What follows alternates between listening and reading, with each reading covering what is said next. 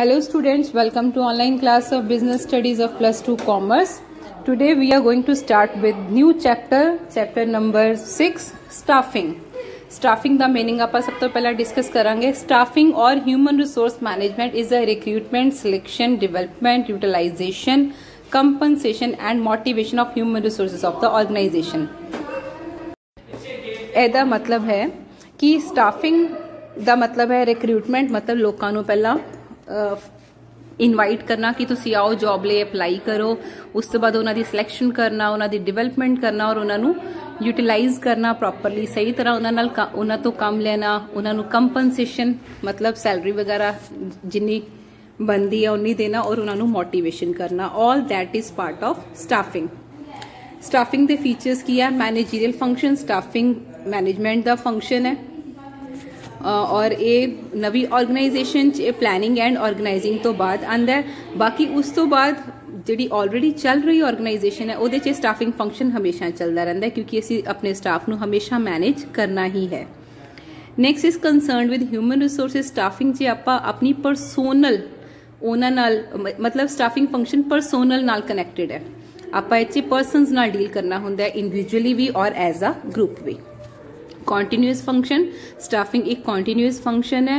Organisation नू अपने employees हमेशा अपने कोल मेनटेन करके रखने पैंदे है ताकि उन्हां दा काम लगातार चलता रहे. इन केस कोई चला जाता है, कोई वैकेंसी अराइज हो जाती है या कोई आपां बिजनेस नू एक्सपैंड कर रहे हैं तो सानू होर स्टाफ की लोड़ है तो वह भी आपां वैकेंसीज नू फिल करके रखना हुंदा है. उस तो बाद उन्हां दी प्रॉपर ट्रेनिंग एंड डिवेलपमेंट भी बहुत जरूरी है. तो ये हमेशा स्टाफिंग च कुछ ना कुछ अपना फंक्शन हमेशा चलता रहता है. Next is undertaken at all level. Staffing function her level ते परफॉर्म किया जाता है क्योंकि आपां नू जिहड़े इंप्लॉयज ने जो परसनस ने डिफरेंट जॉब्स लई हर लैवल ते रिक्वायर्ड ने. आपां स्टाफिंग फंक्शन लई कई बारी स्पैशल डिपार्टमेंट बना देने जिन्हां दा काम यही होंदा है कि लोकां नू हायर करना और उन्हां नू ट्रेनिंग देना ताकि वो अपनी जॉब्स प्रॉपरली परफॉर्म कर सकन. Next is optimum utilisation of personnel.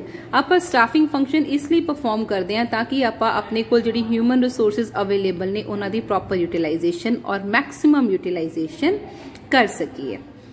Next is concern with employment and development of employees. ये अपना मेन मकसद की होंदा है सही परसन नू इंप्लॉय करना, राइट परसन नू एट राइट जॉब ते और उस तो बाद उन्हां दी डिवेलपमेंट करते रहना ताकि वो अगे चल के हायर रिस्पोंसिबिलिटीज भी अपने सिर ते लै सकन. Next is provides job satisfaction. Staffing function से आप इस चीज़ का भी ध्यान रखते हैं कि आप अपने इंप्लॉयज नू सैटिस्फाई करवा सकीए क्योंकि एक तो असीं इहदे च सुइटेबल परसन नू सिलेक्ट करते हैं, फिर उन्हां नू प्रॉपर पे भी करते हैं तो ये चीज़ां जिहड़ियां ने उन्हां नू जदों किसी नू किसी दे इंटरस्ट के अकॉर्डिंग काम सौंपिया जाता है तो वो अपनी जॉब तो डेफिनेटली सैटिस्फाइड हुंदा है. Next is dynamic function. Staffing function dynamic function है क्योंकि जो नवे मैथड्स काम करन दे आ जाते हैं या टैक्नोलॉजी च कोई चेंजिज आ जाते हैं तो सानू स्टाफिंग फंक्शन नू भी उहदे अकॉर्डिंग एडजस्ट करना पैंदा है. अपने ट्रेनिंग मैथड्स चेंज करने पैणगे, अपनी सिलैक्शन भी उस हिसाब नाल ही करनी पैंदी है. Next is influences performance. जिहड़ा स्टाफ असी इंप्लॉय करते हैं उन्हां दे functions internal and external environment दोनों नाल प्रभावित हुंदे ने क्योंकि एनवायरनमेंट साडे स्टाफ उपर प्रॉपर इन्फ्लुएंस पांदा है. So these are the various features या करैक्टरिस्टिक्स या फिर आप कह सकते हैं नेचर ऑफ स्टाफिंग है. That's it for today students. Thank you and have a nice day.